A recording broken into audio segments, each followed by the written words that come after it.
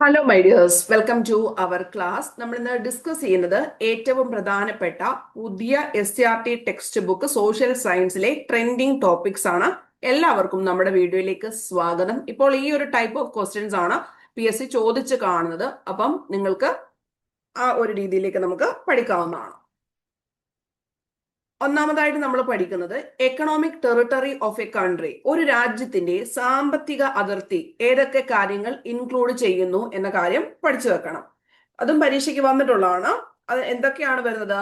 വ്യോമ അതിർത്തിയും ജലാതിർത്തിയും വരുന്നുണ്ട്. ഇനി മറ്റൊരു രാജ്യത്ത് സ്ഥിതി ചെയ്യുന്ന രാജ്യത്തിന്റെ എംബസികള്, ഹൈക്കമ്മീഷൻ തുടങ്ങിയവ ഏതുമായി ബന്ധപ്പെട്ട ആ രാജ്യത്തിന്റെ സാമ്പത്തിക അതിർത്തിയുമായി ബന്ധപ്പെട്ടതാണെന്ന് ചോദിച്ചു കഴിഞ്ഞാൽ യെസ്. മറ്റൊരു രാജ്യത്ത് സ്ഥിതി ചെയ്യുന്ന രാജ്യത്തിന്റെ എംബസികള്, ഹൈ കമ്മീഷനുകള്. ഇപ്പൊ രാജ്യത്തിന്റെ പ്രത്യേക അവകാശങ്ങളുള്ള മേഖലകൾ മത്സ്യബന്ധനം നടത്തുന്നതിനോ കടലിന് അടിത്തട്ടിലുള്ള ഇന്ധനം, ധാതുക്കൾ ഇവ ശേഖരിക്കുന്നതിനുള്ള അവകാശമുള്ള സമുദ്രഭാഗം എന്നിവയും സാമ്പത്തിക അതിർത്തിയിൽപ്പെടുന്നു. എന്തൊക്കെയാണ്? രാജ്യത്തിന്റെ പ്രത്യേക അവകാശങ്ങളുള്ള മേഖലകൾ, മത്സ്യബന്ധനം നടത്തുന്നതിനോ കടലിന് അടിത്തട്ടിലുള്ള ഇന്ധനം, ധാതുക്കൾ ഇവ ശേഖരിക്കുന്നതിനോ അവകാശമുള്ള സമുദ്രഭാഗം എന്നിവ സാമ്പത്തിക അതിർത്തിയിൽ ഉൾപ്പെടുന്നതാണ്. ഇനി കസ്റ്റംസ് നിയന്ത്രണത്തിന് കീഴിലുള്ള ഓഫ് ഷോർ സംരംഭങ്ങൾ നടത്തുന്ന ഫ്രീ സോണുകളും ഒരു രാജ്യത്തിന്റെ സാമ്പത്തിക അതിർത്തിയിൽ ഉൾപ്പെടുന്നുണ്ട്. കസ്റ്റംസ് നിയന്ത്രണത്തിന് കീഴിലുള്ള ഓഫ് ഷോർ സംരംഭങ്ങൾ നടത്തുന്നവ ഫ്രീ സോൺ. ഇതൊക്കെ നിങ്ങൾക്ക് ഇപ്പൊ മനസ്സിലായി കാണും. ഇപ്പൊ നമ്മൾക്ക് ലേറ്റസ്റ്റ് ആയിട്ടുള്ള ഇൻസിഡൻസ് ഒക്കെ വെച്ച് നോക്കിക്കഴിഞ്ഞാൽ ഈസി ആയിട്ട് ഒരു രാജ്യത്തിന്റെ സാമ്പത്തിക അതിർത്തി നിങ്ങൾക്ക് മനസ്സിലാവുന്നതാണ്. എന്നാൽ ഇന്ത്യക്കകത്തുള്ള മറ്റ് രാജ്യത്തിന്റെ എംബസികൾ, ഹൈ കമ്മീഷനുകൾ എന്നിവ നമ്മുടെ സാമ്പത്തിക അതിർത്തിയിൽ പെടുന്നില്ല. അതായത് വേറെ രാജ്യങ്ങളുടെ കാര്യങ്ങൾ നമ്മളുടെ സാമ്പത്തിക അതിർത്തിയിൽ ഉൾപ്പെടുന്നില്ല. ക്ലിയർ? അതായത് വേറെ രാജ്യങ്ങൾ വരുവാണെങ്കിൽ അവരുടെ സാമ്പത്തിക അതിർത്തിയാണ് അതിനകത്ത് വരുന്നത്. അപ്പൊ ഇന്ത്യയിൽക്കകത്തുള്ള മറ്റു രാജ്യങ്ങളുടെ എംബസി ആയാലും ഹൈക്കമ്മീഷൻ ആയാലും നമ്മുടെ സാമ്പത്തിക അതിർത്തിയിൽ ഉൾപ്പെടുന്നില്ല. ക്ലിയർ? അടുത്തതിലേക്ക് നമുക്ക് പോകാവുന്നതാണ്. ഇതൊന്ന് ക്ലിയർ ചെയ്തോട്ടെ. ഇനി നമുക്ക് നികുതി എന്താണ്, സബ്സിഡി എന്താണെന്ന ടോപ്പിക്കാണ് നോക്കുന്നത്. ക്ഷേമ പ്രവർത്തനങ്ങൾ, വികസന പ്രവർത്തനങ്ങൾ എന്നിങ്ങനെ പൊതു താല്പര്യത്തിന് വേണ്ടിയുള്ള ചെലവുകൾ വഹിക്കാനായി ജനങ്ങൾ സർക്കാരിന് നിർബന്ധമായും നൽകേണ്ട പണമാണ് നികുതി കൊണ്ട് ഉദ്ദേശിക്കുന്നത്. ക്ഷേമ പ്രവർത്തനങ്ങൾ, വികസന പ്രവർത്തനങ്ങൾ എന്നിങ്ങനെ പൊതു താല്പര്യത്തിനു വേണ്ടിയുള്ള ചെലവുകൾ വഹിക്കാനായി ജനങ്ങൾ സർക്കാരിന് നിർബന്ധമായും നൽകേണ്ട പണമാണ് നികുതി. സാമൂഹിക സാമ്പത്തിക നയത്തിന്റെ അടിസ്ഥാനത്തിൽ വ്യക്തികൾക്കോ സ്ഥാപനങ്ങൾക്കോ സാധനങ്ങളുടെയോ സേവനങ്ങളുടെയോ മേൽ ഗവൺമെന്റ് നൽകുന്ന സാമ്പത്തിക പിന്തുണയോ ആനുകൂല്യമോ ആണ് സബ്സിഡി. അപ്പൊ നമ്മൾ അങ്ങോട്ട് കൊടുക്കുന്നത് നികുതിയും ഇങ്ങോട്ട് കിട്ടുന്നത് സബ്സിഡിയും ആണ്. അപ്പൊ ക്ഷേമ പ്രവർത്തനങ്ങൾക്കും വികസന പ്രവർത്തനങ്ങൾക്കും നമ്മൾ ചെലവുകൾ വഹിക്കാൻ വേണ്ടിയിട്ട് ജനങ്ങൾ സർക്കാരിന് കൊടുക്കുന്നതാണ് ടാക്സ് എന്ന് പറഞ്ഞത്. തിരിച്ച് നമ്മൾക്ക് ആനുകൂല്യങ്ങളൊക്കെ ചില കേസൊക്കെ കിട്ടുന്നു, അതാണ് സബ്സിഡി കൊണ്ട് ഉദ്ദേശിക്കുന്നത്. ഇനി ഈ ഗിഗ് പ്ലാറ്റ്ഫോം തൊഴിലാളി എന്ന് പറയുന്നത് നമുക്ക് ലേറ്റസ്റ്റ് ആയിട്ട് ക്വസ്റ്റ്യൻ പേപ്പറിലൊക്കെ പ്രത്യക്ഷപ്പെട്ടു വരുന്ന കാര്യമാണ്. സാമൂഹിക സുരക്ഷാ കോഡ് 2020 ഒരു ഗിഗ് തൊഴിലാളിയെ നിർവചിച്ചിരിക്കുന്നത് ഇപ്രകാരമാണ്. ഗിഗ് തൊഴിലാളി 2020 സാമൂഹിക സുരക്ഷാ കോഡ് 2020 ഗിഗ് തൊഴിലാളിയെ നിർവചിച്ചിരിക്കുന്നത് ഇപ്രകാരം ആണ്. എങ്ങനെയെന്ന് നോക്കാം.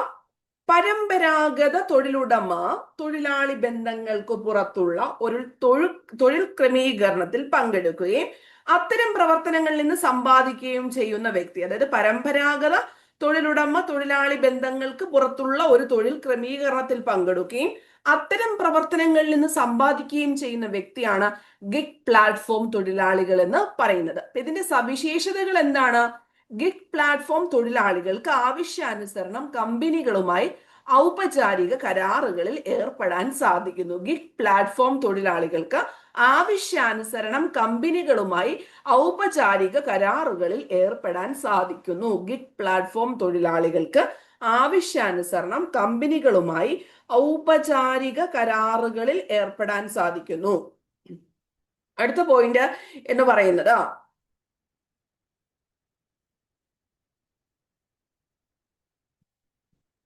താൽക്കാലികവും സമയബന്ധിതവുമായി പൂർത്തിയാക്കേണ്ട ഓൺലൈൻ ആയിട്ടുള്ള ബിസിനസ്സുകൾ, തൊഴിലുകളെല്ലാം ഈ ഒരു ടൈപ്പ് ഓഫ് ഗിഗ് പ്ലാറ്റ്ഫോമിലാണ് വരുന്നത്. ഒരേ സമയം ഒന്നിലധികം സ്ഥാപനങ്ങളിൽ നമ്മൾക്ക് ജോലി ചെയ്യാൻ സാധിക്കുന്നു. സമയത്തിനും സന്ദർഭത്തിനും അനുസരിച്ച് ജോലി ചെയ്യുവാനുള്ള സ്വാതന്ത്ര്യം ലഭ്യമാകുന്നു. താല്പര്യമുള്ള മേഖലകളിൽ ഇവർക്ക് കഴിവുകൾ പരീക്ഷിക്കാൻ അവസരം ലഭിക്കുന്നു. ഗിഗ് പ്ലാറ്റ്ഫോം തൊഴിലാളികൾ ഇന്ന് സമ്പദ്ഘടനയുടെ ഒരു പ്രധാനപ്പെട്ട വിഭാഗമായി മാറിയിരിക്കുന്നു. ഫ്രീലാൻസർമാർ, സ്വതന്ത്ര കോൺട്രാക്ടർമാർ, വിവിധ ഓൺലൈൻ ഭക്ഷ്യവിതരണ തൊഴിലാളികൾ, ഡ്രൈവർമാർ തുടങ്ങിയവർ ഗിഗ് പ്ലാറ്റ്ഫോം തൊഴിലാളികൾക്ക് ഉദാഹരണമാണ്. അപ്പൊ താൽക്കാലികവും സമയബന്ധിതവുമായി പൂർത്തിയാക്കേണ്ട തൊഴിലുകളാണ് ഇവ. ഒരേ സമയം ഒന്നിലധികം സ്ഥാപനങ്ങളിൽ വർക്ക് ചെയ്യാൻ സാധിക്കുമോ എന്ന് ചോദിച്ചു കഴിഞ്ഞാൽ എസ് ആണ്. സമയത്തിനും നമുക്ക് ഇഷ്ടമുള്ള സമയത്ത് ജോലി ചെയ്യാൻ പറ്റുന്നു. പാർട്ട് ടൈം ജോബ് പോലെ വേണമെങ്കിൽ അതിനുള്ള ഫ്രീഡം ഇവിടെ ഉണ്ട്. അതായത് 9 to 5 അല്ലെങ്കിൽ 8 to 5, 10 to 5 അങ്ങനെയുള്ള ഒരു പ്രൊസീജിയർ ഇല്ല.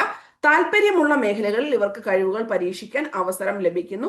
ഗിഗ് പ്ലാറ്റ്ഫോം തൊഴിലാളികൾ ഇന്ന് സമ്പദ്ഘടനയുടെ പ്രധാന വിഭാഗമായി മാറിയിരിക്കുന്നു. ഫ്രീലാൻസർമാർ, സ്വതന്ത്ര കോൺട്രാക്ടർമാർ, ഓൺലൈൻ ഭക്ഷ്യവിതരണ തൊഴിലാളികൾ, ഡ്രൈവർമാർ തുടങ്ങിയവർ ഗിഗ് പ്ലാറ്റ്ഫോം തൊഴിലാളികൾക്ക് ഉദാഹരണമാണ്. ഈ സുസ്ഥിര വികസന ലക്ഷ്യങ്ങൾ, ഈ ഒരു 2021 നമുക്ക് അസിസ്റ്റന്റ് സെയിൽസ്മാൻ പരീക്ഷ ഉണ്ടായിരുന്നില്ല. അപ്പൊ ആ പരീക്ഷകൾക്കകത്തുള്ള ഇമ്പോർട്ടന്റ് ആയിട്ടുള്ളതായിരുന്നു സുസ്ഥിര വികസന ലക്ഷ്യങ്ങൾ. ഐക്യരാഷ്ട്രസഭ പണ്ട് ഇത് NCERT-യിലായിരുന്നു ഉണ്ടായിരുന്നത്, ഇപ്പൊ നമുക്ക് ഇതിനകത്ത് വന്നിട്ടുണ്ട്. ഐക്യരാഷ്ട്രസഭ മുന്നോട്ട് വെച്ച 17 ലക്ഷ്യങ്ങളുടെ സഞ്ചയമാണ് സുസ്ഥിര വികസന ലക്ഷ്യങ്ങൾ, സസ്റ്റൈനബിൾ ഡെവലപ്മെന്റ് ഗോൾസ് എന്ന് പറഞ്ഞിരിക്കുന്നത്. ഐക്യരാഷ്ട്രസഭ മുന്നോട്ട് വെച്ച എത്ര ലക്ഷ്യങ്ങളുടെ സഞ്ചയം ആണ്? 17 ലക്ഷ്യങ്ങളുടെ സഞ്ചയം ആണ്. 2015 ഇത് പ്രഖ്യാപിച്ചത്. എത്രത്തോടു കൂടിയിട്ട്? 2030 കൂടിയിട്ട് നേടിയെടുക്കാനാണ് ഐക്യരാഷ്ട്രസഭ ലക്ഷ്യമിടുന്നത്. മെച്ചപ്പെട്ടതും സുസ്ഥിരവുമായ ഒരു നല്ല ഭാവി എല്ലാവർക്കും കൈവരിക്കുന്നതിനുള്ള മാതൃകയാണ് ഇതുകൊണ്ട് ഉദ്ദേശിക്കുന്നത്.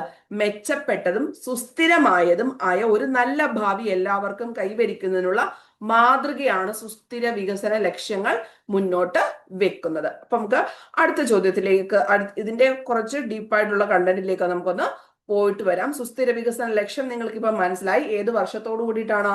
2030 കൂടിയിട്ടാണ്. എത്ര ലക്ഷ്യങ്ങളുടെ കോമ്പിനേഷൻ ആണ് സുസ്ഥിര വികസന ലക്ഷ്യങ്ങൾ? 17.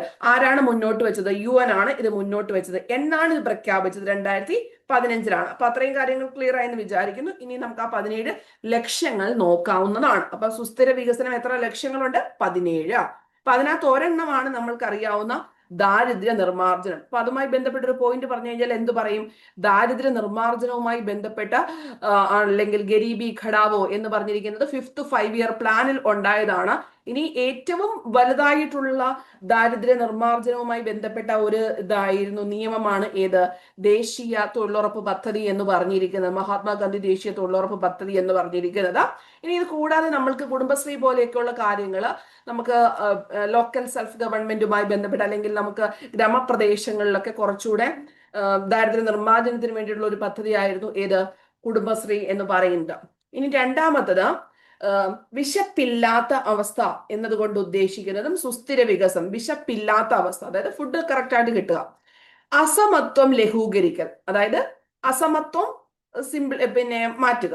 ലിംഗസമത്വം, വിദ്യാഭ്യാസം നല്ല ക്വാളിറ്റി ഉള്ളത്, നല്ല ആരോഗ്യവും ക്ഷേമവും, ശുദ്ധമായ വെള്ളവും പൊതുശുചിത്വവും, താങ്ങാനാവുന്നതും ശുദ്ധവുമായ ഊർജം, മാന്യമായ തൊഴിലും സാമ്പത്തിക വളർച്ചയും, ലക്ഷ്യങ്ങൾ കൈവരിക്കാനുള്ള പങ്കാളിത്തം, സമാധാനം, നീതി, ശക്തമായ നിയമസ്ഥാപനങ്ങൾ, കരയിലെ ജീവൻ, ജലത്തിനടിയിലെ ജീവൻ, ഇതെല്ലാം സുസ്ഥിര വികസന ലക്ഷ്യത്തിനകത്ത് വരുമെന്ന് ചോദിച്ചാൽ പരീക്ഷാ ഹാളിൽ നമ്മൾ വണ്ടടിച്ചു പോകും. ജലത്തിനടിയിലെ ജീവൻ, കരയിലെ ജീവൻ എല്ലാം നമ്മുടെ സുസ്ഥിര വികസന ലക്ഷ്യങ്ങൾക്കകത്ത് ഐക്യരാഷ്ട്രസഭ പറഞ്ഞിരിക്കുന്നതാണ്. കാലാവസ്ഥാ പ്രവർത്തനം, ഓക്കെ. ഉത്തരവാദിത്ത ഉപഭോഗവും ഉൽപാദനവും, ഉത്തരവാദിത്തമായിട്ട് നമ്മൾ അതിനെ കൺസ്യൂം ചെയ്യുക, ഉൽപാദിപ്പിക്കുക. ഇനി സുസ്ഥിരമായിട്ടുള്ള നഗരങ്ങളും സമൂഹങ്ങളും വരുന്നു. സുസ്ഥിരമായിട്ടുള്ള നഗരങ്ങളും സമൂഹങ്ങളും. വ്യവസായം, നവീകരണം, അടിസ്ഥാന സൗകര്യങ്ങൾ, വ്യവസായം, നവീകരണം, അടിസ്ഥാന സൗകര്യങ്ങൾ, ഇവയെല്ലാം സുസ്ഥിര വികസനത്തിന്റെ ലക്ഷ്യങ്ങളാണ്. കൃത്യമായിട്ട് 17 എണ്ണവും പഠിച്ചു വെക്കണം. കരയിലെയും ജലത്തിലെയും ജീവൻ 2 എണ്ണം കിട്ടും. ദാരിദ്ര്യ നിർമ്മാർജ്ജനം വരുമ്പോൾ വിശപ്പില്ലാത്ത അവസ്ഥ കിട്ടും. പിന്നെ നല്ല ആരോഗ്യവും ക്ഷേമവും, ശുദ്ധമായ വെള്ളവും പൊതുശുചിത്വവും, ലിംഗസമത്വവും അസമത്വവും ലഘൂകരിക്കൽ, മാന്യമായ തൊഴിലും സാമ്പത്തിക വളർച്ചയും, ശുദ്ധമായ ഊർജം, നല്ല വിദ്യാഭ്യാസം ഉണ്ടായിരിക്കുക, വ്യവസായ നവീകരണ അടിസ്ഥാന സൗകര്യങ്ങൾ, കാലാവസ്ഥാ പ്രവർത്തനം, സമാധാനം, നീതി, ശക്തമായ നിയമ സ്ഥാപനങ്ങൾ. നെക്സ്റ്റ് എന്താണ്? ഉത്തരവാദിത്തമായിട്ടുള്ള ഉപഭോഗവും ഉൽപാദനവും, സുസ്ഥിര നഗരങ്ങളും സമൂഹങ്ങളും. ഇപ്പൊ 2-3 പ്രാവശ്യം ഇതെടുത്ത് വെച്ച് വായിച്ച് കൃത്യമായിട്ട് ഈ 17 ലക്ഷങ്ങൾ നിങ്ങൾ പഠിച്ചു വെച്ചിരിക്കണം. അതിനകത്ത് അല്ലാത്തത് ഏത്, ആയത് ഏത് എന്നൊക്കെ പറഞ്ഞ് നമുക്ക് ചോദിക്കാനുള്ള ചാൻസ് ഹൈ ആണ്. ഓക്കെ, അപ്പൊ ശരി, നമ്മൾ ഇത്രയും കാര്യങ്ങളാണ് ഇതിനകത്ത് പഠിക്കുന്നത്. അപ്പൊ നിങ്ങൾക്ക് SCRT-യുടെ ന്യൂ PDF നമുക്ക് ചെയ്തു കൊടുക്കുന്നുണ്ട്.